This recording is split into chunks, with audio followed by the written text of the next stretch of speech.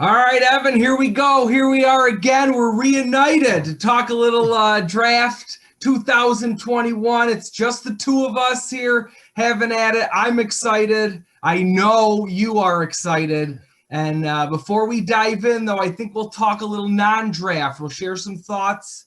I would love to get your thoughts off season, the ending of last season, whatever's on your mind rolling into next season. Well, what do you got for us? Yeah, it's good to be back. Feels, we're getting closer to what our old normal was, and this is definitely part of that. I do love the draft. I was just talking on my podcast this week. It's a top 5 sporting event on my calendar every year. You guys know I love it. I love the evaluation, that process that goes on, the speculation, the drama, and all that. I just can't get enough of it. So yeah, ready to dive into some of that tonight. But yeah, my first piece of non-draft news that I want to discuss is, have you heard about the league's new policy on jersey numbers? Okay, they are now loosening up their restriction. They've got a long running tradition, which I'm sure you're aware of having certain positions wear certain numbers. And this year, I was actually doing some research on this today because I didn't know a whole lot about it, but the new policy was actually proposed by the Kansas City Chiefs. And the owners did vote to pass it, so it will be implemented in this upcoming season. So we could see some players changing up those jersey numbers a little bit this year. It could look a little bit more like the college game does, where you might see a running back wearing a single digit or a linebacker wearing a single digit. So it might look a little bit different than what we're used to. Now, when I was doing some research today, I learned that Kansas City did not propose the idea for the jersey change purely for aesthetics. That's not why they did it. According to Peter King, who was the first person to report the proposal, the Chiefs reportedly were having issue or problems giving out numbers. They ran out of numbers, and between 20 and 49, there was a shortage of jersey numbers because they have a certain amount of numbers that are retired numbers. Kind of like the Yankees, right? If you're watching Yankees, a lot of these numbers now are Aaron Judge wears 99 and 77, a lot of these obscure numbers because the retired numbers. So that is the problem that the Chiefs ran into, which is why they proposed that new rule. So just to give you a little background of why the rule was put into place. I have the breakdown of the numbers here. So if you're not aware, quarterbacks, punters, and kickers will now be allowed to wear jersey numbers 1 through 19. Running backs can wear the numbers 1 to 49, also 80 to 89 for running backs. Oh, I'm sorry. Yes. Yeah, I don't have wide receiver on my list here. I don't know why, but defensive backs, the numbers 1 through 49. So you could see some single digit defensive backs now. Offensive linemen, 50 to 79. Defensive linemen, 50 to 79, as well as 90 to 99. And like I said, for some reason, I don't have wide receivers on my list here, but like I said, I know there's some wide receivers that are talking about going to a single digit number. So it could look a lot different. And the last thing that I wanted to mention about the jerseys is it could come with a catch, or it does come with a catch. A very costly catch, by the way, because if a player wants to switch jersey numbers, they have to go out and purchase unsold jerseys of that old number. So, for example, I saw this online. Vikings running back Delvin Cook, who wears number 33 right now with the Minnesota Vikings, he wore the number 4 in college at Florida State. If he wanted to switch to the jersey number 4, he would have to pay $1.5 million to make that switch. So he'd have to buy back all those unpurchased jerseys. So these players have to think real hard and long whether or not they want to give up that, or make a change to that number, because it's going to cost them in the pocket. Wow, great stuff. I better buckle up. Hold on. Can we hold off? I better do some more research if I'm going to compete with you tonight. Tremendous information there. Way to kick us off. Where's that money going? All that money that's going to the league teams? Do you know? That's a good question. I didn't find that anywhere. I'm assuming that it goes to the companies who made all these jerseys that are now going to go unsold. The companies. I know I saw Fanatics.com being one of them. I'm sure, there's a bunch of companies out there that sell these NFL jerseys. So what are they going to do with all those number 33 jerseys that Delvin Cook wears if he switches to number 4? So Gotcha. I That think makes sense. that's what my guess would be. Yeah, and I had heard that just because Tom Brady came out opposing it, and so there was some negativity around it. My non-draft topic is along the similar lines. It's a change, right? The schedule is expanding, and I don't consider myself an NFL purist and don't want any change, but I do love the way the schedule has run for 20 years since that switch in 2002, where they restructured the divisions, and the Seahawks moved, and there were some big changes as Houston came into the league.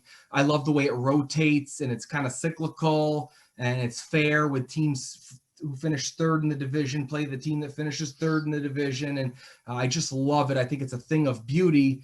And this throws a wrench into it a little bit. Obviously, we have a 17th game. I know it's basically the same, just another cog, because that 17th game they have set up to rotate similarly.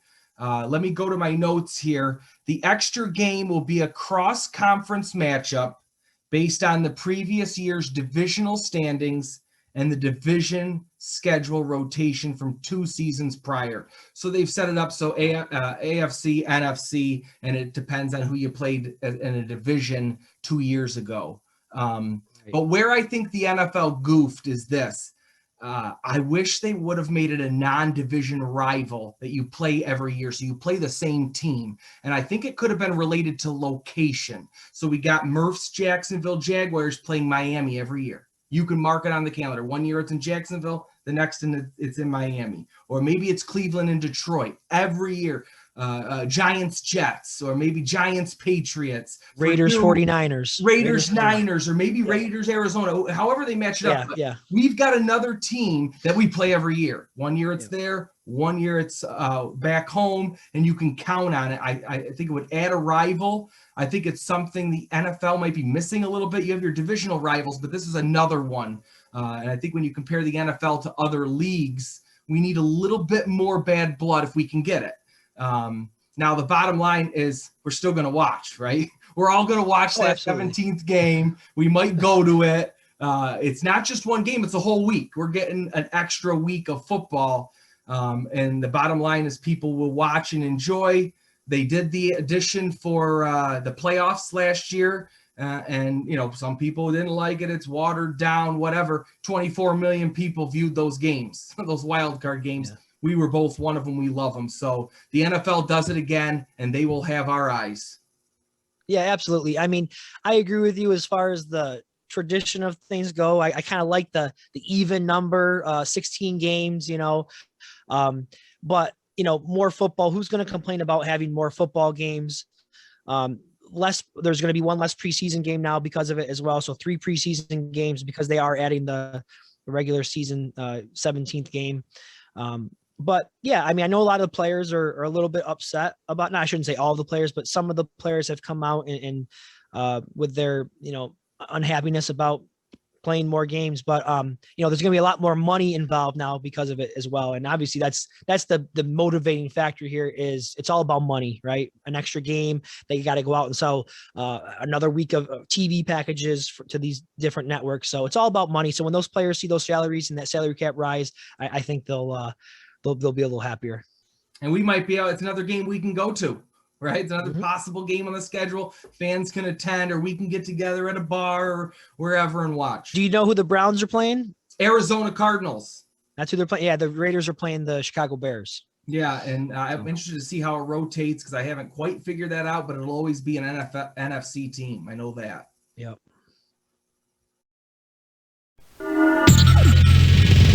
Okay, before we dive into this year's draft, let's reminisce a little bit. Let's take a look back at the 2020 NFL draft. It was exciting. We talked about it. Evan, give me your thoughts. What can you hang your hat on? What did you tell us? Well, I don't often get to say this to you, Joe, but in regards to our conversation last year about Justin Herbert, I told you so. Okay. Now I understand we're only 1 year into this guy's career still a very long ways away before we can crown him, crown me the winner of that debate last year and crown him the next Tom Brady. But you have to love what you saw from him last year. I believe you called Justin Herbert a career backup. I went back and watched the tape from last year. You viewed him as a career backup coming into last year's draft. I thought that was a very bold statement. And I disagreed with you. I really liked Herbert coming out last year. I didn't think he was going to come out and set the league on fire like he did this past season, but I certainly thought that he could be a solid starting quarterback. I wasn't quite sure how early that would happen. He definitely surprised me a little bit with how quickly he got things going, but I definitely thought he could eventually get it going at some point. Real quick, I do have some numbers that I want to share with you here in my notes. He made 15 starts last year. Remember, he was not supposed to be the starter coming out of training camp. That was going to be Tyrod Taylor, but they had that freak injury where I believe it had something to do with a team doctor injecting him or something along those lines. But so Herbert was kind of thrust into that starting role, and he took that job and he didn't look back. 15 starts. They were 6-9 in those games. He threw for 4,366 yards. That was 6th in the NFL behind some guys that are pretty darn good. Mahomes, Brady, Rodgers, to name a few. 31 touchdown passes, which was 10th in the league, to only 10 interceptions. And he did that while completing 66% of his passes. Not too shabby for a rookie quarterback with no offseason program. You got to keep that in mind. It's a big factor because the quarterback position is the most difficult position to play in the league with so much going on, so much responsibility. To come into the league as a rookie and not have the offseason programs in person, not have the preseason games. That's impressive. He was also the winner of the NFL Rookie of the Year award. And, he has the look of the league's next great quarterback. And, that does not make me very happy because as a Raiders fan playing in the AFC West division, not only do the Raiders have to deal with Patrick Mahomes for the next 12 to 15 years. Now you've got this other youngster, Justin Herbert, there. So, it's giving me nightmares all the time thinking about these two. He's off to a great start in his career, and we'll just see if he can keep it going. Yeah, I was ready for this one. I'm backpedaling a little bit. I did call him a career backup. I said he had that look and feel to me. Let's not forget how he got the job. I might not have been the only one thinking he was a backup. The Chargers weren't going to start him, right? It took some sort of freak accident where Taylor took a punctured lung, or there was that thing where they were injecting him, and then all of a sudden, which is ultimately more credit to Justin Herbert being able to jump right in, like you said, no off season. He wasn't even riding to the stadium expecting to play that game, and he tore it up. But I'm going to go back to Denny Green. Let's not crown him, or if you want to crown him, you can crown him. Let's see what he does in that sophomore year, right? Let's see what year 2 looks like. But it's definitely trending your way on this one. But if I get a chance to say I told you so, my mock draft, I've only done like 3 in my life. I went 10 of 32. Did Kuiper get 30%? I'll take that. Kuiper, McShade, those guys get in the 30. I don't know how you did. I was hitting in the 28th hole, the 29th hole. I got McQueen right, or Patrick Queen right, and some others. I'm very proud. I forgot about that. I forgot you hit pretty well on that draft last year. I'm very proud of that. It makes me even more into this year's to see if I can strategize and get double digits again. I think double digits is really impressive with the shaking and moving that goes on. So I'll take a third of the time being right, which is better than anybody I've been able to find out. So I'll hang my hat. That's impressive. That. I've filled out mock drafts for, at least the last 7 or 8 years, and I've never come close to getting 10, 11 right. So yeah, that's pretty impressive. I'll be interested to see how you do this year. I think this year's is a little bit trickier. Okay. Also, Evan, looking back to the last year's draft, something that wowed us, something where now that we've had a year to look back, we say, holy cow, or wow, that was really interesting or neat or impressive. And I can't help but go back to our film guys. Last year, we shared guys we had to watch on film. You just had to see these guys. me and you might as well be running things in the Denver front office because both the guys we took and said, you got to check these guys out, were selected by the Broncos. Yeah. I went with Cushenberry, which I think he's a perfect fit for a place like Denver in the cold and running the ball a little bit more than throwing it all over the place. And you went with the little guy. KJ Hamler. Yeah, and we loved them. They loved them. So Elway, me and you were on the same page. And so I just looked at that and said, wow. Yeah, Hamler, I don't have the numbers here in front of me. Didn't have a great rookie season, but he was also playing with Jerry Jeudy, who was, the more of the number one target. And I think he was hampered by some of the quarterback play there with Drew Lock as well. And I also think KJ Hamler dealt with some injuries along the way too. But that Broncos offense, if they can get somebody, well, they actually have somebody today. Teddy Bridgewater was brought in through a trade. If they can just kind of settle that offense down and they got a lot of talent with Hamler and Jeudy, and they got a couple great tight ends, Noah Fant, Cortland Sutton coming back off the season-ending injury that he had last year. If they can get some decent quarterback play out of Teddy Bridgewater, then I think that offense can score some points. Yeah, and Cush started every game, I believe. So he did exactly what they needed out of him. He came in, filled a spot, did it well, and did it consistent, which is, consistency among the offensive line. We know how important that is. And another team the Raiders have to deal with if they can get it together. Yeah, absolutely. My wow from last year's draft, staying with the wide receiver, goes to that 2020 wide receiver draft class. It was hyped up as one of the best crop wide receivers to come out in a long time. And man, they did not disappoint whatsoever. Just a quick refresher. There were 6 wide receivers that were drafted in round 1, 11 wide receivers taken in the top 50 overall, and 35 wide receivers drafted in the entire draft. That was the second most of any position in the entire draft last year. Minnesota Viking Justin Jefferson, he was outstanding last year. He led all the rookie wide receivers with 88 receptions for 1,400 yards receiving. He finished second in the Rookie of the Year voting behind Justin Herbert, who we were just talking about a few minutes ago. It was a loaded class, as we know. Some really good rookie seasons that came from that past season. And the interesting thing is, when you look at how good the class was overall, think about this for a second. There were 3 players, Henry Ruggs being one of them, okay, who was the first wide receiver of all of them to be drafted, right? 12 overall to the Raiders. Jalen Reagor, who went to the Eagles, right? He was also a first-round pick.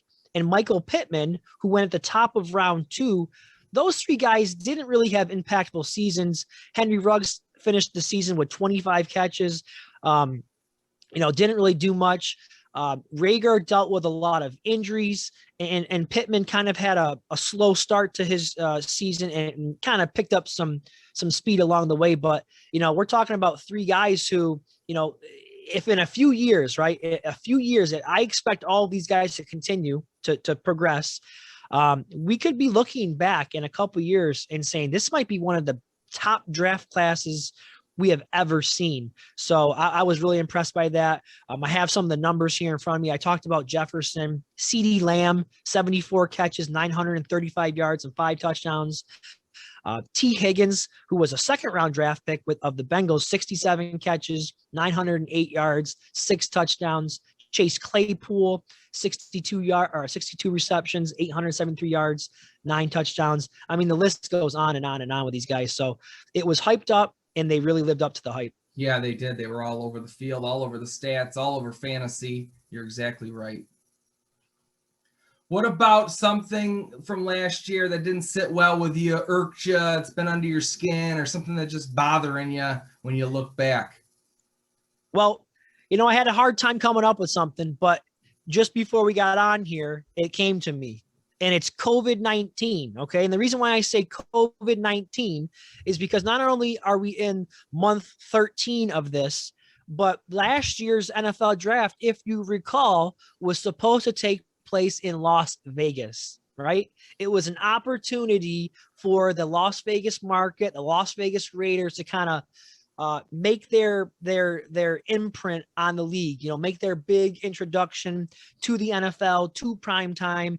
And unfortunately, that did not happen. The Raiders, on top of all of that, missing out in the draft, they didn't have fans in the stands this year. The Raiders were one of the teams that did not allow fans into the stadium. So it was a really disappointing debut, I guess, for the Las Vegas market. But the good news is, after Cleveland hosts the draft this year, the Las Vegas is back in the rotation for 2022. So they'll get their opportunity to do it again next year. Excellent. That'll be exciting. Here's where I'm going to take my shot, my bone to pick.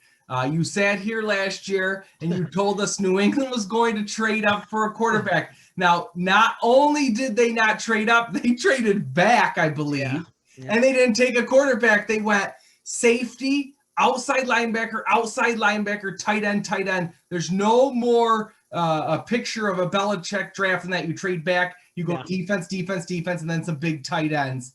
Now, you could possibly argue that they should have taken a quarterback from what we saw, but then you look at who they could have taken at the spot. Love, Eason, Hurts, I don't know. I'm going to stick with Belichick, right, and go with what he's done to build winners, and I believe in that.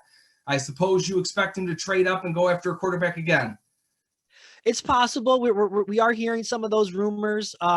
Should we see one of these guys fall, the name we keep hearing is Justin Fields. He looks like he could be the one that's gonna maybe slide down into the maybe middle of the draft. And it's possible if Belichick's sitting there. He has done some things a little bit unconventional in free agency this past year. Went out and spent a lot of money. That's not something that we normally see from the Patriots. So maybe he continues that trend and looks to trade up to grab a quarterback in this year's draft. Time will tell. Going undefeated. Next. Okay, E. It's time to get to this year's draft, and let's start with a little hot seat. The Raiders draft first, so I'll grill you first. And the first question I have for you is, what causes Evan Grote to call for Gruden and or Mayock's jobs Friday morning when we wake up? Well, it would definitely be Gruden, because Raider fans know that Gruden, he is the head honcho. He makes $10 million. He has a general manager in Mike Mayock, but John Gruden makes all the final calls. So for me, this team has a couple glaring weaknesses right now. They have one at right tackle and pretty much all over the defense, primarily safety right now. They need to get a safety in there. And, but if they went edge rusher or linebacker, I would be okay with that. But the one thing that would really irk me is if John Gruden saw one of these wide receivers slip, like a Jalen Waddle, which I don't think will happen, but it's a possibility because players drop every year. If he falls in love with the idea of bringing in another speed wide receiver to for his offense and continues to neglect the 30th ranked defense in the league, I would be calling for his job in the morning. As much as I like Waddle and some of these wide receivers in the draft, the offense is not the problem for the Raiders. It's the defense. Unless you're going tackle, because I think, you got to protect the quarterback, and they did trade their right tackle away. But I would be very, very upset with Gruden if he decided to go with a skill position player like wide receiver. So you want the Raiders to do it with defense tomorrow night? I do. I want to see them really address the defense. Ideally for me, best player available is what I'd like to see them do. And I'm hoping that one of these defensive players slips, like a Micah Parsons, who I really like. Jeremiah Koromoa out of Notre Dame is another guy I like. I think they could maybe get him maybe in a trade back scenario. But if not, I would be okay again with right tackle. Gotcha. Now for you, the question that I want to ask you isn't my first question is more just a general question about the draft. We know it's become just a huge spectacle. I mean, they have a red carpet show prior to the actual beginning of the draft. We talk about it for months and months and months. The scouting combines, the pro days, the Senior Bowl, it's all covered. It's now the NFL draft is now available on 3 different networks. ESPN is going to have a team led by Mike Greenberg, I believe, right? And then there's going to be a team on ABC led by Reese Davis, who does a lot of the college football games along with Todd McShay. And then, of course, you're going to have it on the NFL Network as well with Rich Eisen and Daniel Jeremiah and some of those guys. So my question to you is, with all these different options available, which network do you think you'll be tuning into? I hadn't thought about it until tonight. And now that you ask, I think last year I went like all out, right? We were all in lockdown. Yeah. I had double TVs. I had the laptop set up. This year, I think I will do the laptop again and maybe tune in virtually with some buddies. But I think I'll only have one TV. And if it's one TV that I end up going with, it'll be on the college guys. That's who I'm used to hearing. I think that is the best football crew in America. Probably should be doing some NFL games too. With Reese and Herb Street. So that's probably where I'll be. But you know me, I'm a cable cutter. So I just hope it's not delayed terribly that it affects my, right? I don't want to have any sort of lag in there, but I'm excited for it. And ultimately I'll go with ABC. How about you? Yeah. I'll probably be down in the basement and, I'm like you. I got the multiple TV set up, so I'll probably have both. I'll definitely have NFL Network going. I like Daniel Jeremiah and I like Rich Eisen as well. And then on my other TV, I'll probably be flipping back and forth between ESPN and ABC because I do like those college guys as well. I'm not sure. Do you know if Herb Street is? I'm assuming he's part of that team. I know a couple of years ago he was a part of the draft team. All I've heard is Reese, and then McShay is joining them because he does a lot of the. I'm assuming they'll probably have another guy or two. I'm assuming they would have. I'm not totally sure. I didn't hear his name, but that was my assumption. Okay, I've got another one for you. My last hot seat question for you. Give me the ultimate Raider in this draft. So like the guy that fits the Raider stereotypes, that'll walk in. And day one will be like a fan favorite. People will be saying, like Richie, the fullback you guys had, or, someone that's a Raider that, like I talked about Cushenberry for Denver, and I just want to know who could be that guy for the silver and black. That's a good question.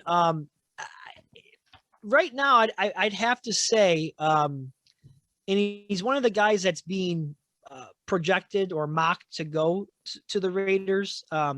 He's a right tackle out of Oklahoma State. I'm not sure if you're familiar with him. His name's Tevin Jenkins. And, he's kind of a mauler, he's just a tough finisher. I've seen clips of him. There's a clip that keeps going around. I see it all the time on Twitter. Raiders Twitter fans are constantly putting out where he is in run blocking and he drives a really good edge rusher out of Texas. The name is slipping my mind right now. Joey Osa. Yeah. One of the premier edge rushers in this year's draft, top 10. And he drives this guy from like the hash marks all the way off the field, nearly knocks him into the damn bench. And he just kind of gets up and kind of looks at him. And Raider fans love that kind of thing. That it was almost kind of like a dirty play, really, because he had no reason to keep, he was out of bounds. He didn't get flagged on it, but he probably should have. But he's just a big physical, intimidating kind of mauler. And a lot of Raider fans are hoping that he is the pick because it fills a need and they like his style of play. So I think he would be a kind of an ultimate Raider right now. Love it. Yeah. Can't get enough of that stuff. Yeah. Now, the other question I have for you is about your Brownies. You look back at kind of where they've been the last couple of years. We know the roster has been much improved. They had Kitchens there as the head coach in 2019. And I think that was, they kind of underperformed. I thought in that season, they had a lot of talent on that offense and on that roster and couldn't really put it together. But then just this past season, they bring in a new head coach, Kevin Stefanski. They win 11 games. They go into the playoffs. They win a playoff game. First time they've done that in a long time. Do you think they're built to last, or, do you see it as a fluke, or do you expect that now from this team going forward to be a perennial playoff team, at least for the near future? Yeah, I think that is the question. I can't speak for all Browns fans, but as I'm talking to some others, and I know in my head is what is success from here, right? And I think it's what you said, like to start to expect this consistent, Right. consistent winning records, consistently beating Pittsburgh, consistently in the playoffs. That's the ultimate success for the Browns in my eyes. This team last year, talk about wow. They wowed me. They won me over. You mentioned with Herbert not having offseason. These guys didn't have an offseason. Brand new staff. They came in and it just has been totally impressive. So it's hard for me not to fall, right? I do think the one area this regime has to show is bringing in talent. You say what you want, but a lot of this wasn't theirs. A lot of it was the previous regime, the guy from Kansas City who I am donning the apparel of, right? He brought in Hunt. He drafted a lot of these guys. And so I think, and I expect this group to do the same. I like last year's draft. We didn't see everybody with Delpit and others, but I'm confident. And to answer your question, I think they're built for success. This week goes, a long ways in continuing to build. And I do expect them to be a contender and for a while in the AFC North and the AFC playoffs. Yeah, I mean, it's a great conversation because we see it so often in the NFL, especially where, a team makes the playoffs one year and then, they fall off. And the Raiders are a perfect example of that, going back to 2016 where they're 12-4. I mean, I know they had the Derek Carr injury there that kind of derailed their chances of the playoffs in the playoffs. But I mean, they had the looks of, a team that could make a deep run to the playoffs. But since that time, I mean, they haven't had a winning season. So, it can fall apart real quick. I'm not saying that's what's going to happen with the Browns, but I actually think they could do a little work, do not as good. Like they might not win a playoff game and I can still be happy. They might go 9-7 and play tough and beat Baltimore. Like they cannot finish with 11 wins and get a playoff win. They don't have to make it to the AFC Championship for me to be to consider it a success, if that makes sense. I'm looking for consistency, continue to build, another good year out of Baker, those things. Yeah.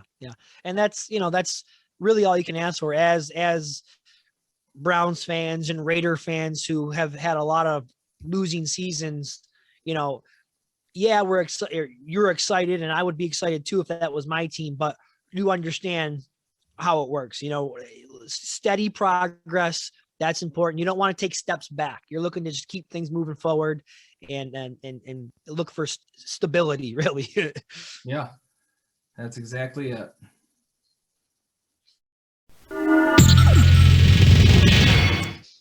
All right, let's get to some headlines. Evan, we'll start with draft intrigue. What are you most looking forward to this year in the draft? Well, I think the obvious one would be to say, what do the 49ers do at pick 3? That's really right now is the big storyline. Is it going to be Mac Jones or is it going to be Trey Lance, who many think he is the second player in the running there? I think Justin Fields will probably slip, but I'm going to go somewhere else. I'm going to go with the edge rushers and where will they land and how many will be selected in round 1? Because when you think about traditionally the position edge rusher is one of those positions where we've seen teams normally grab one early on. It's a premium position, right? You got to be able to, you got to get after the quarterback, right? But what is interesting to me with this year's draft class is there is not a Nick Bosa. There's no Joey Bosa. There's no Chase Young. There's no Khalil Mack in this year's draft class. We're not going to see an edge rusher taken in the top 5. There are some guys out there who have the potential, some guys who look like, they've shown some flashes in the college game, but they come with a lot of question marks. So that really has me intrigued as to where they're going to go. I'm going to toss out 6 names here. And these are the top 6 edge rushers, according to Dane Brugler, who is the draft expert for theathletic.com. In order, he has Azeez Ojulari from Georgia, who I'm sure you're familiar with, number 1, followed by Kwity Paye out of Michigan, Jalen Phillips from Miami, Jason Owa from Penn State, Joe Tryon, from Washington University, and Gregory Rousseau, also out of Miami. Now, there's 2 guys that I want to talk about specifically, and they're both of those kids out of Miami. Okay, I'm going to start with Rousseau here. From a measurable standpoint, Rousseau has everything that you're looking for in a dominant pass rusher. He's 6'6", long 6'6", 265 pounds, 34 and 3/8 inch arms. Ran a 4.65. But the thing that worries teams is that very, very small sample size with him. Okay. Only has 1 year as a starter. He was really good in that 1 year as a starter. He registered 15.5 sacks in the 2019 season I'm talking about. 15.5 sacks. He was second in the country behind Chase Young, and he also had 19.5 tackles for loss. So he was a major impact, making plays in the backfield. But he chose to opt out this past season, which a lot of these prospects have done, which has made that evaluation process really, really challenging for the scouts. So as I said, one really highly productive year in 2019, but other than that, he had 3 starts in the previous year and then opted out in this past season. So a lot of teams are concerned, is this guy a one-hit wonder, or is he for real? And you know, if he had returned this past season in 2020, and let's say he built on what he did in 2019, you could be looking at a top 5 pick here. But there's no telling right now if this guy is you know, a top 5 player or a potential bust. So he's a guy who's really intriguing to me. And then with Jalen Phillips, who also ended his career at Miami after he started his career out in UCLA with the Bruins. Had 2 really injury-plagued seasons out there in UCLA. Was advised to medically retire from football. Okay, and I'll get into a little bit more about that in just a second. So he steps away from the game and decides to pursue his lifelong passion, which is music. He was planning on becoming like a rapper, I guess. But after doing that for some time, had a change of heart, decided he wanted to return to football. So he enters the transfer protocol, okay? The transfer portal, right? Ends up at Miami this past season, and he comes back and he has a fairly good season, a fairly healthy season, registered 8 sacks, 15.5 tackles for loss, and, you know, really saw his stock rise up draft boards. Sounds like a story of redemption. I love comeback stories. I love stories like this, but this kid, very talented, but comes with major medical red flags. Listen to this. Missed multiple games as a freshman with a high ankle sprain, which, you know, sometimes those things happen, right? They happen to all players. Then the following year, another kind of a freak accident, suffered a major wrist injury where he had to have 2 surgeries on I believe it was his left wrist. Had to have 3 bones removed from that wrist because he had a moped injury, okay? Non-football injury, but still. And then also on top of all of that, was diagnosed with 3 concussions while he was at UCLA. And that's why the medical team advised him to retire from football as a I think that was after his freshman year. And so these are things that obviously the concussions have NFL teams really, really concerned, and for good reason. They're trying to do a better job in addressing, you know, the concussions and whatnot. But other than that, he has the makings of, you know, a really good prospect. But, you know, with all of that being said, with all the risk that's concerned with some of these prospects, I'm sure some of these guys are going to pan out nicely and be great pros and have great careers. But we might not see many of these guys drafted until middle round 1 and beyond. Like I said, we probably will not see any of these edge rushers go within the top 10, top 12 picks like we're normally used to seeing. Yeah, I think that's a position with a lot of intrigue, a lot of questions, but with a lot of potential, as you said, going forward for years to come. I like the kid out of Michigan, if I can just throw that in there. Yeah, Quiddy Pay. Yeah. And one thing you mentioned, about the sample size, and that's like a common thread throughout this draft. Some guys sat out. Some guys, only played 5 games. Trey Lance played 1 game, and what level, level of competition. So last year we had the not being able to work out and now combine and that kind of stuff. And this year it's a little bit better, but we still have the weird fall sample size thing going on with a lot of guys. Yeah, absolutely. I'm interested to see how that impacts the draft. I know I heard Raiders general manager Mike Mayock talk about that specific topic, and what I think we're going to see, what I think what teams are doing are is they're going to look at each situation differently.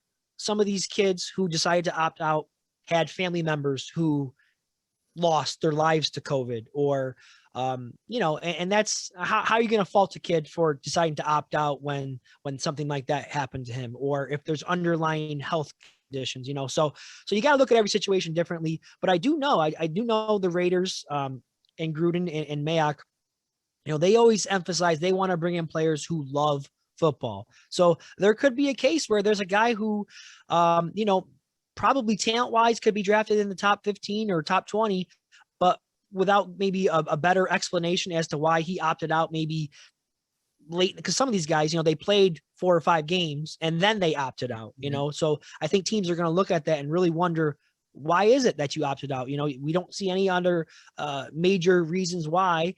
So it's all things that are going to play a role in the draft, I think. Yeah, it'll be interesting to see how that play, and we won't know for a lot of these guys. It's hard to tell, like you said. Yeah. All right. I got a question for you. I'm interested. When you look at any player in this year's draft class, do you see a sure thing that you just a player or anything else related as a guaranteed? Yeah, I don't, and I was thinking about what's a sure thing this year. I ultimately decided on barking. You mentioned the drafts in Cleveland. There you go. There you go. No man's best friend. Unfortunately, when you get old and sick and tired, these dogs, we have to euthanize them. Well, the opposite happened in Cleveland this past year. We are rejuvenized. I am. So barking coming out of your house or barking coming out of that draft in Cleveland? In Cleveland, live. I guarantee fans will be walking around, a lot of orange and brown, a lot of smiles, right? They're upbeat. They'll be barking. I fully expect to see that.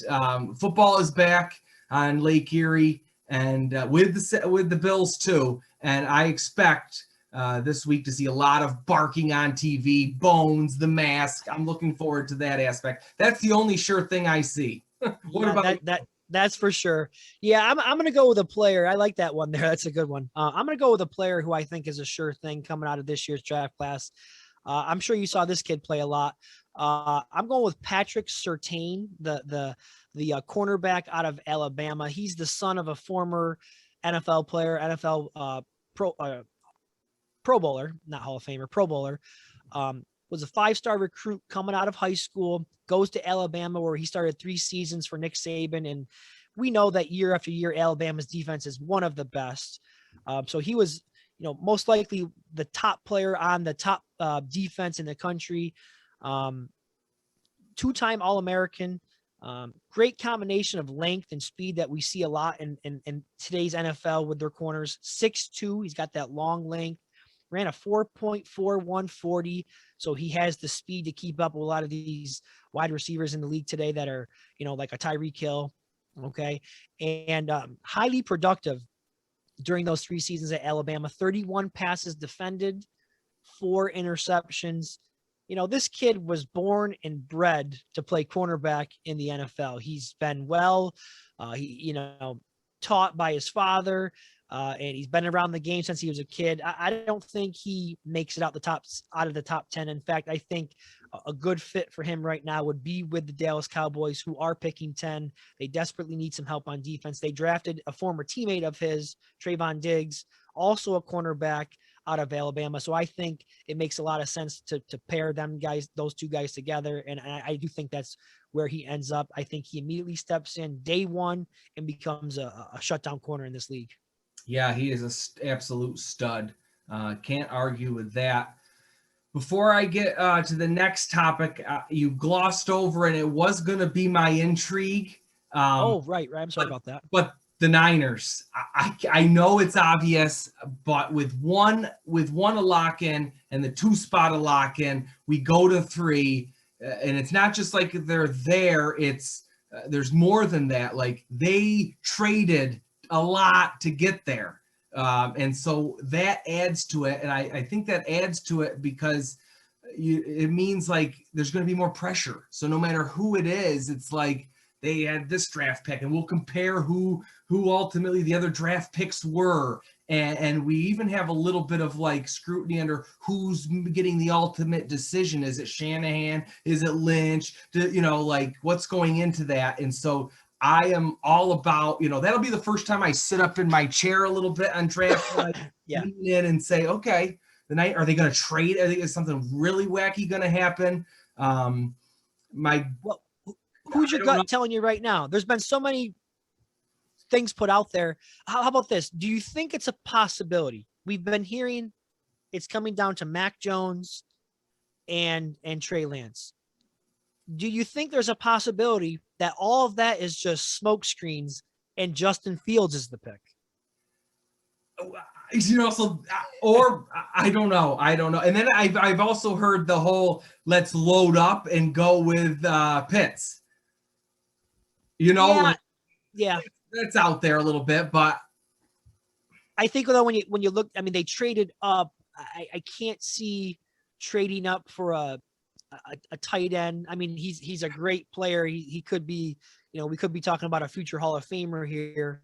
But from everything that we have seen in the past, when teams make that move, it's for a quarterback generally. But you could be onto something there. Yeah, I'll be tuned in. That's the first time I'll, like I said, sit up. I'll be locked in, and that's where my intrigue is going in to draft night. You mentioned Hall of Famer, or future possible Hall of Famer. Can you give me one guy that could be putting the gold jacket on in Canton someday that's in this draft? Absolutely. I think it's going to be Jamar Chase out of LSU. Think about what this kid did 2 years ago, right? During that LSU's historic run, that national championship season, 84 receptions, 1,780 yards, and 20 touchdowns. The kid was a human highlight reel. From everything that I've been reading, okay, and from what I saw with my own eyes during that 2019 season, this kid has it all. Decent size, not elite size, but he's got decent size, 6 feet, okay, 201 pounds, blazing speed. I think it was a 4.34 40 at his pro day. He's physical. He's tough.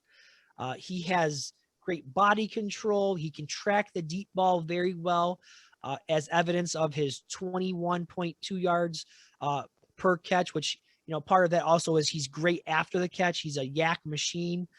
He breaks tackles, so you got to make sure you bring him down the first attempt because he does have the ability to break tackles and pick up extra yards that way. He can go up and high point the ball and make contested catches. There really isn't a whole lot that this guy can't do. And if that's not enough for you, his former head coach, Ed Orgeron, right, says he also comes with great character and outstanding leadership qualities. I've heard some draft analysts, I can't remember who it was, might have been Daniel Jeremiah, who says that Jamar Chase is the highest ranked wide receiver prospect that he has graded since Julio Jones. So that's pretty good company right there. That boy got good character, and he's gonna get up, go and get that ball, right? So, yes. I wouldn't be surprised if we're listening to him give a speech someday. That might be your "I told you so" next year, right? Possibly. For me, it's easy peasy. I feel better about this Hall of Fame pick than my last year's pick of Isaiah Simmons, to be honest. I'm going with Kyle Pitts. I mentioned him. I don't care where he ends up going, San Francisco, Atlanta, if he drops, I don't care. I don't care that he's not a blocking tight end. who was the last blocking tight end to be in the Hall of Fame for their blocking, right? Who was, I don't know. The only thing that stops Pitts is himself, right, off the field stuff or whatever, or possibly some injuries. He is the best player in the draft, in my opinion, and a future Hall of Famer. Yeah, I'm not going to argue with you there. If I had to put a comp on him, not to keep talking about the Raiders, but if I had to give him a player comp, I think the Raiders tight end Darren Waller is a really good comp for him because the Raiders, they list Waller as a tight end, but he's really their number one wide receiver. They line him up kind of all over the field. He's got great size and speed, great hands, and he reminds me a lot, or Pitts reminds me a lot of Darren Waller. So, I think the sky's the limit for this kid, and I just hope he gets to the right team, the right fit, because sometimes you have a great talent like that and he gets drafted by a team who either doesn't have an offensive coordinator who's creative and knows how to utilize him and match him up best. So I do hope he ends up, in the right place. Yeah, I know that there's some duds out there, like you said, offensively, but I just feel like he's such a talent, and the way the NFL offensively is trending, he's going to have success, unless there's some sort of freak thing. Now, if we can, let's go back to the San Francisco thing. I think he can be top 5 tight end, really wide receiver in the league, Pitts. So doesn't that, I'm talking up there with Kittle, Waller, and the best. So doesn't that make him worthy of a 3 spot? Or does San Francisco not even go there because they've already got a guy?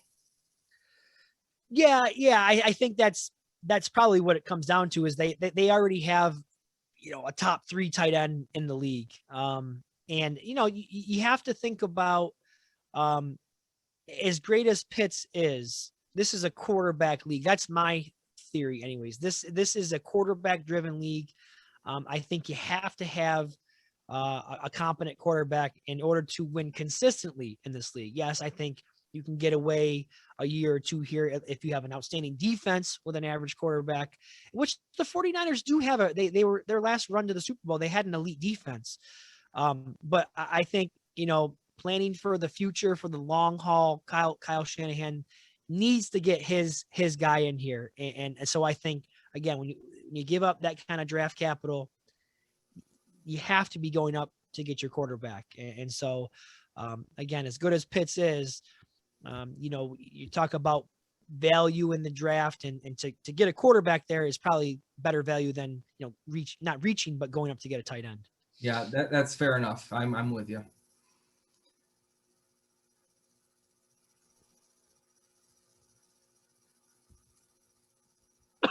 What about a guy that's going into this draft that's overhyped, or you're a little weary of, something isn't sitting right with you? Yeah, for me, and to be completely honest, I didn't see a whole lot of this guy, to be honest. I pulled up a lot of the clips after the season and was trying to see what all the hype was about. I'm going to go with Zach Wilson, the quarterback out of BYU, who many believe will be the number 2 overall pick to the New York Jets. I'm not sure if I'm sold on this guy. And I don't know exactly what it is. I just can't pinpoint exactly what it is. He's a little bit undersized, 6'2", 214. He doesn't have that prototypical quarterback size, although I am talking to a Browns fan with Baker Mayfield, who's a little bit undersized himself. And, that I'm not saying that's the number one reason.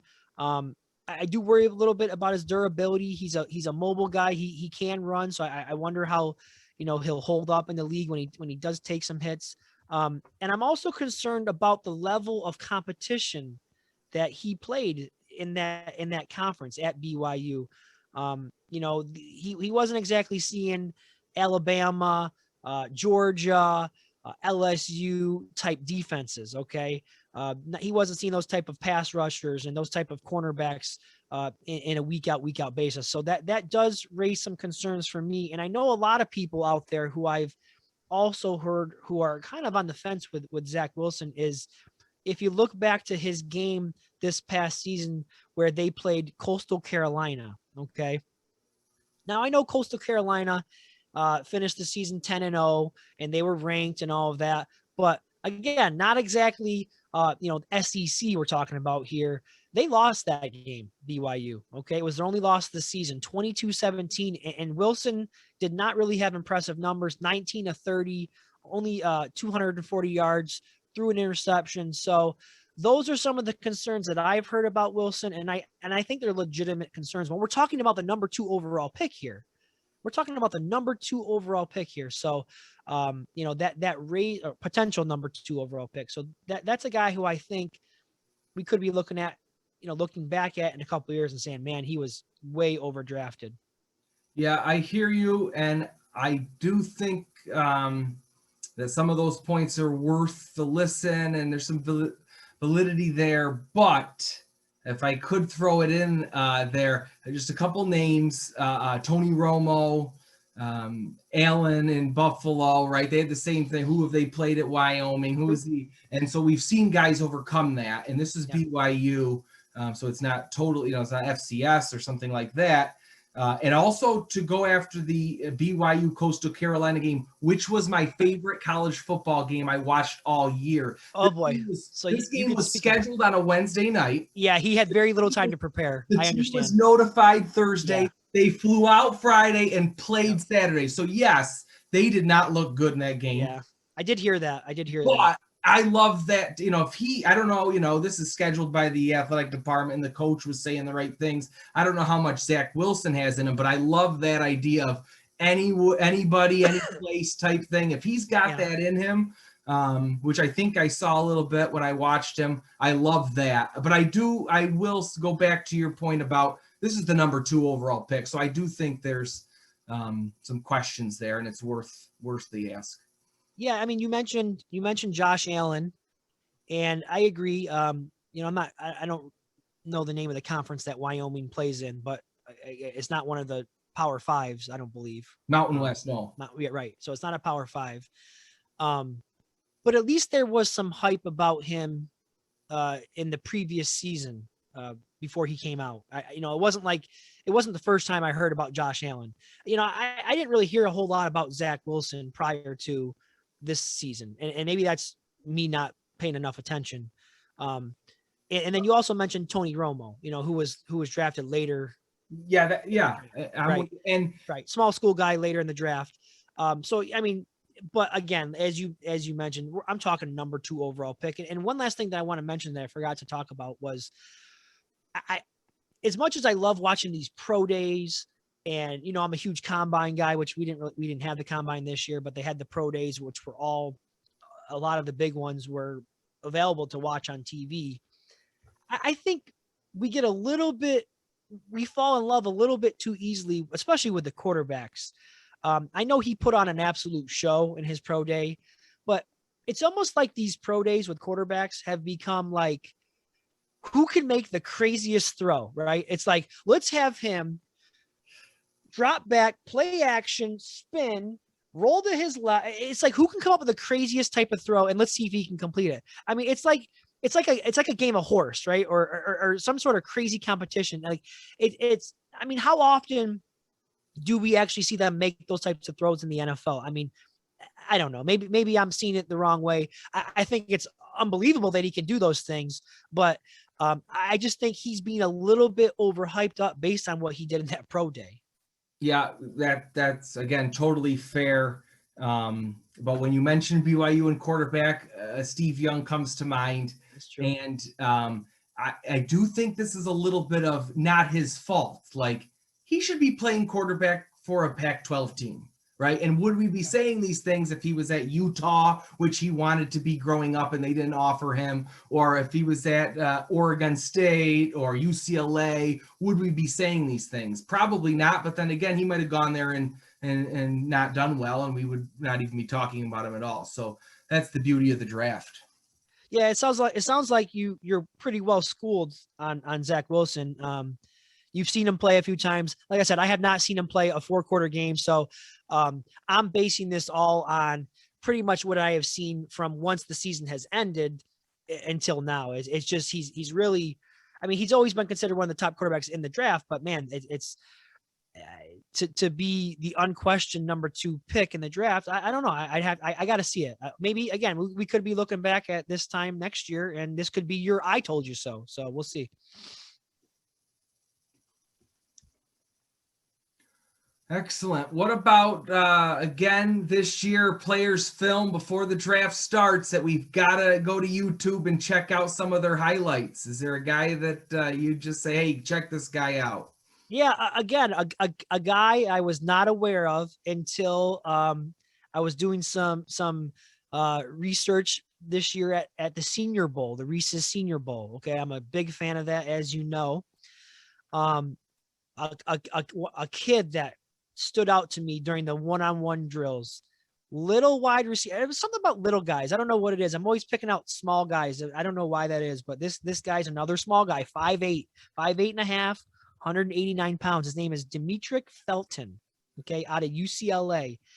He I got some information. I got some notes on him right here. He's actually started his career as a wide receiver at UCLA. Got recruited to play wide receiver. Played 2 years as a wide receiver at UCLA, and then made a position change to running back in his final 2 seasons. It was final 2 seasons. And he was invited to the Senior Bowl this past season, or this year, and they had him working out at receiver again, because I guess NFL teams feel that maybe he's a better fit at wide receiver. I tell you what, this kid, for being a running back the past 2 seasons, and I know he has a history of being a wide receiver, his routes were crisp. I mean, he was making some of these defensive backs look foolish. If you get a chance, you got to go back, YouTube Demetric Felton Senior Bowl practice.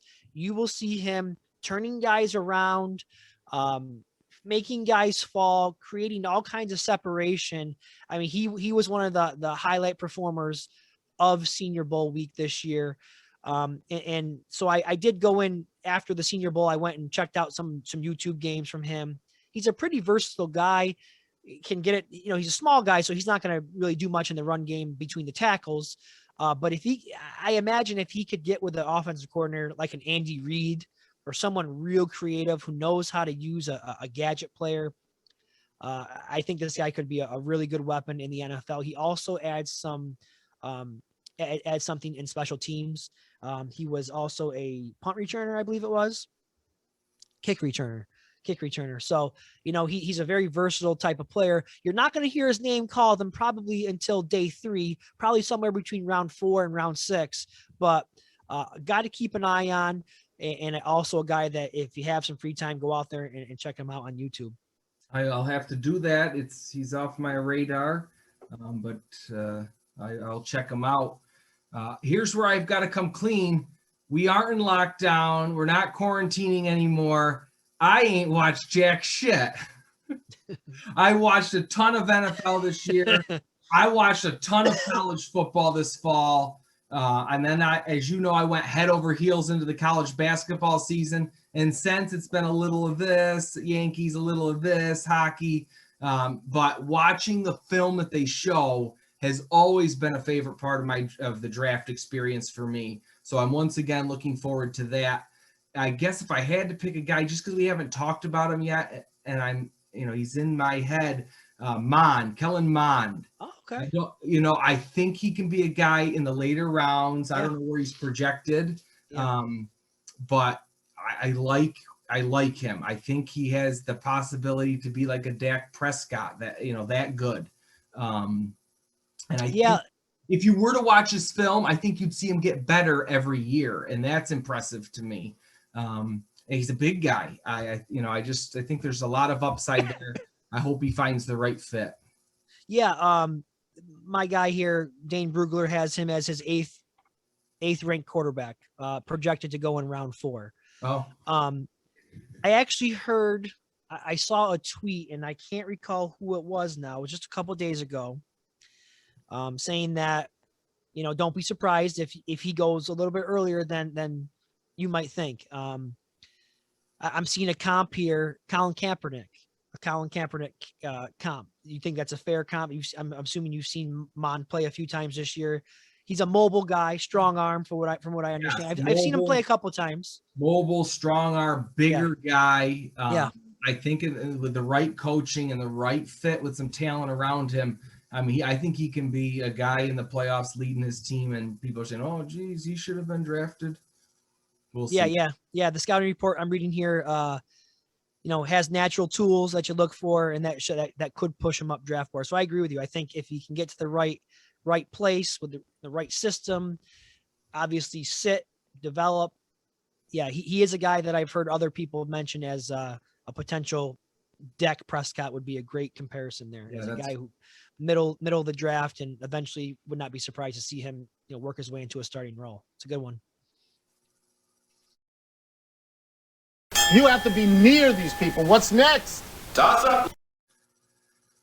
All right, let's get to a little toss up here. Either or, Evan, better draft class last year or this year? That's a great question. I think when you look at last year and compare it with this year, both classes are very deep along the offensive line. If you're looking to get a tackle this year, much like last year, you should be able to find one. It's a very deep class of tackles.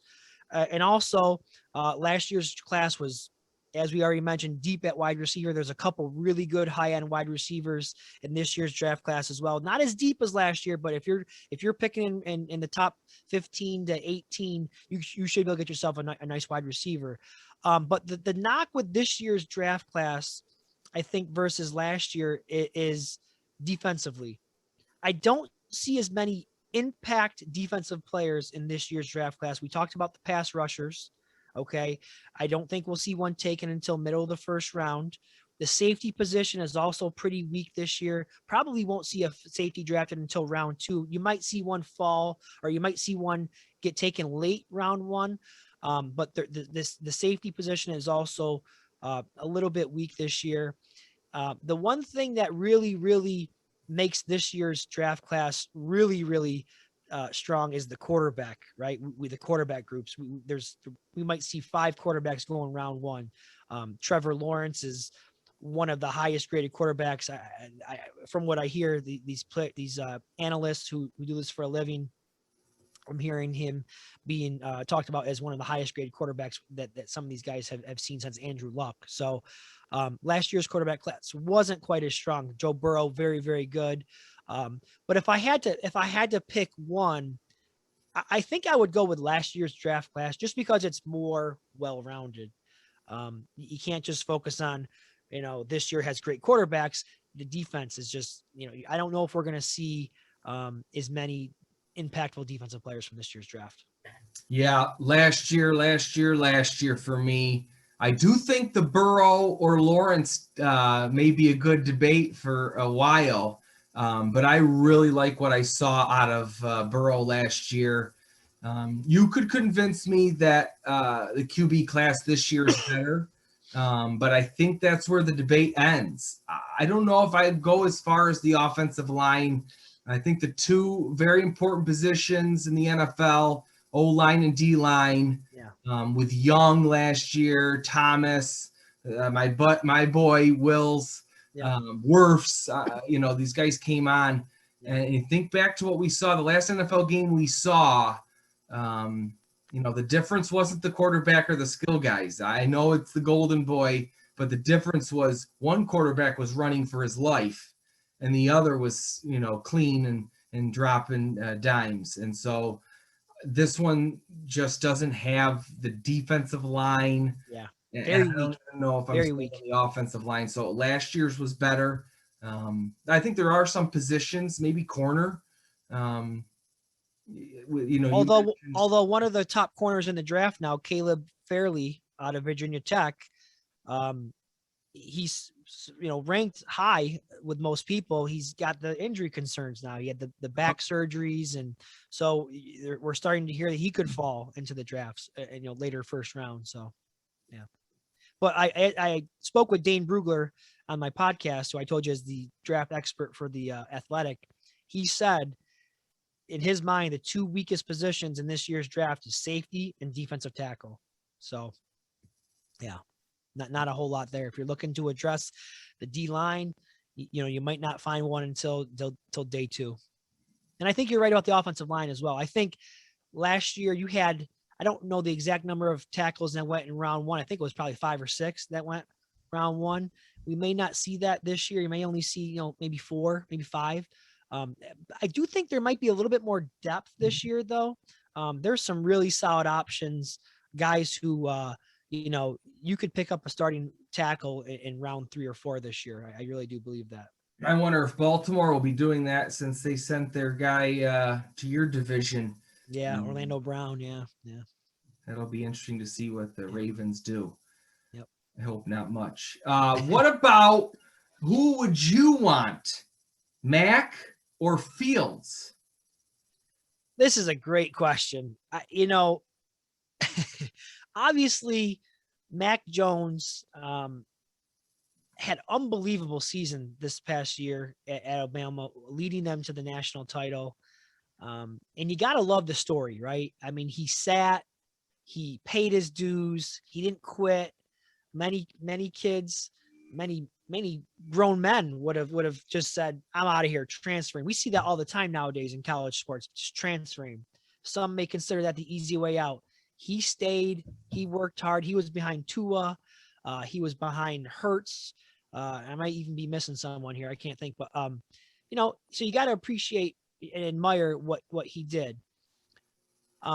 However, all that being said, he's got so many talented wide receivers on that team that he's throwing the ball to. When he came in for Tua in 2019, he had Judy and Ruggs and Waddle and Smith. And then this past season, he had Smith again. Waddle was hurt, but it's hard to evaluate those Alabama quarterbacks because there's just so much talent around them. Sometimes I'm watching these games. I said, you know what? I might be able to go out there and throw 3 touchdowns and 250 yards with Alabama. It's just, and you got great offensive coordinators every year. They always have, it was Kimpton a few years ago. They bring in Sarkisian and they always have great play callers, great design, and just a great system. So, and I can't, one of the other knocks on Mac Jones, I can't get over that dad bod he's got. I mean, you look at the guy, and I shouldn't really put too much into that because look at Tom Brady, the way he looked coming out of the draft. There's that famous picture of him. But, and then you got Justin Fields, who, highly recruited coming out of college. I think he was the second quarterback after Trevor Lawrence that year, both out of the state of Georgia, and, transferred and ended up at Ohio State. Again, I do have some concerns with quarterbacks coming out of Ohio State, more of a system quarterback. You look back, Dwayne Haskins was the latest quarterback to come out of there who was drafted in round 1 just a couple years ago. I don't even know if he's with a team currently right now. He was cut by the Washington football team, and I'm not sure if he's got picked up yet or not. Cardell Jones before him. So these quarterbacks from Ohio State, they have great college careers, but we just haven't seen one recently, make it in the NFL. So those are some of the concerns I have about both players. I love the athleticism of Fields, strong arm. I think the questions about his decision-making in some of those big games, I believe it was Northwestern, I think it was the Big Ten championship, or maybe it was Indiana, or both games. He had some struggles in those games, and I watched both of those games. So I can speak very, clearly about those games. I was not overly impressed with him in either of those 2 games, but then you pop in the Clemson game and you're like, whoa. So it's hard. I think he's hard to evaluate, but he has all the things that I love. He's mobile. That's what today's NFL quarterback is. You got to be able to make plays when things break down. You got to be able to escape, make plays outside the pocket. And I think he can do that. But at the same time, Mac Jones, I mean, what more can you ask from the guy? So I think the safe bet right now is to say Mac Jones, to be perfectly honest with you. I think Fields carries more upside, but I think he also comes with a little bit more risk. Yeah. I think, first of all, we should probably add Trey Lance in here, right? This is the conversation the Niners have been having for a month now, and what they've been debating. but I'm going with Fields.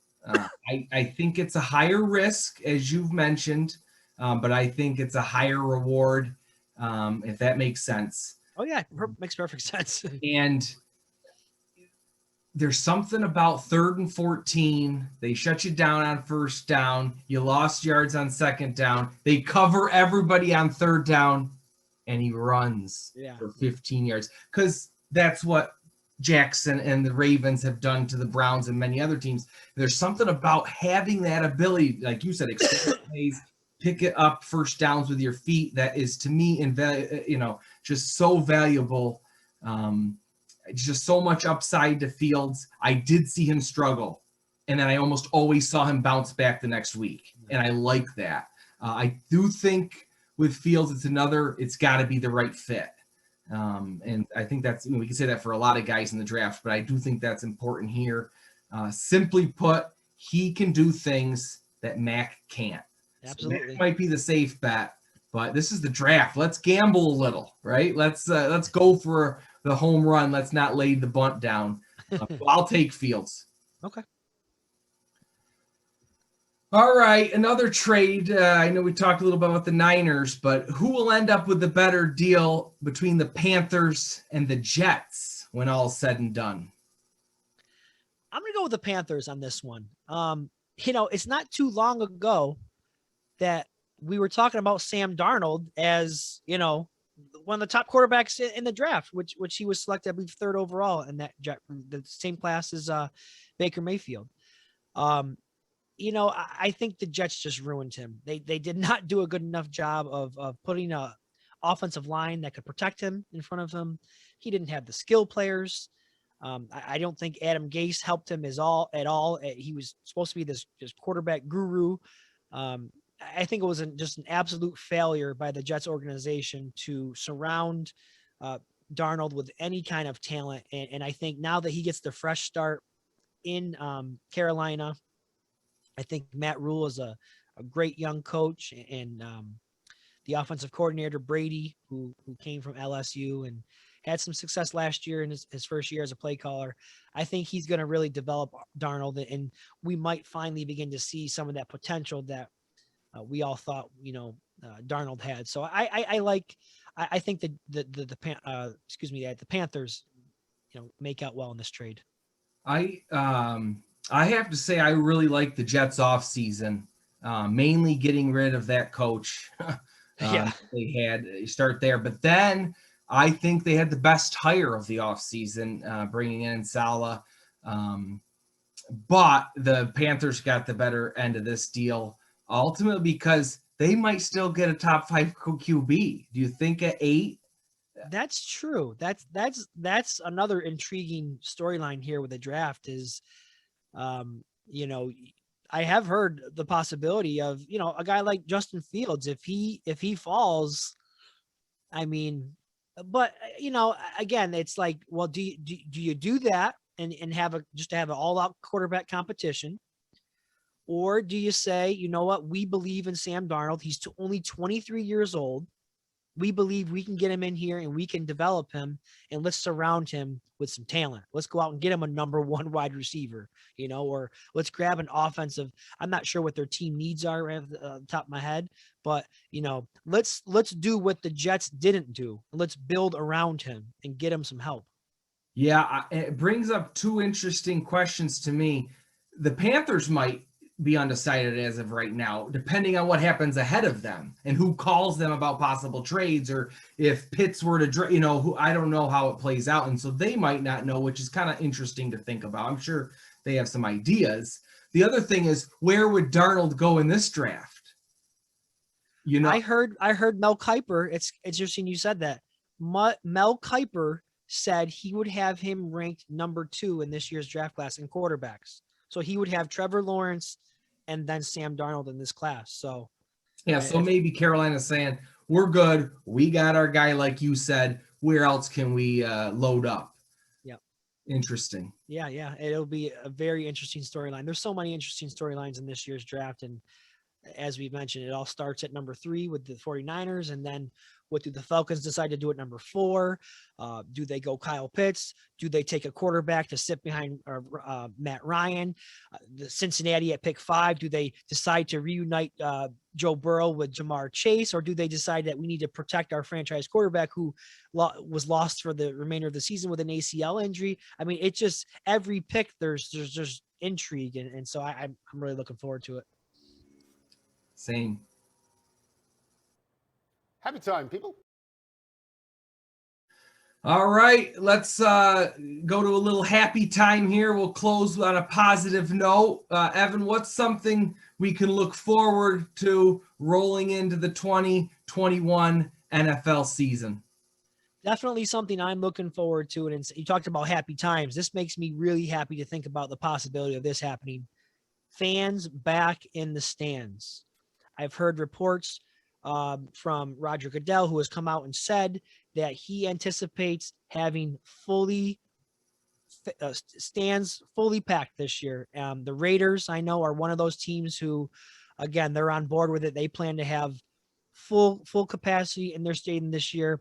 For me, watching the games last year, I enjoyed the games, of course, but there was just a huge element that was missing, and it was obviously the fans.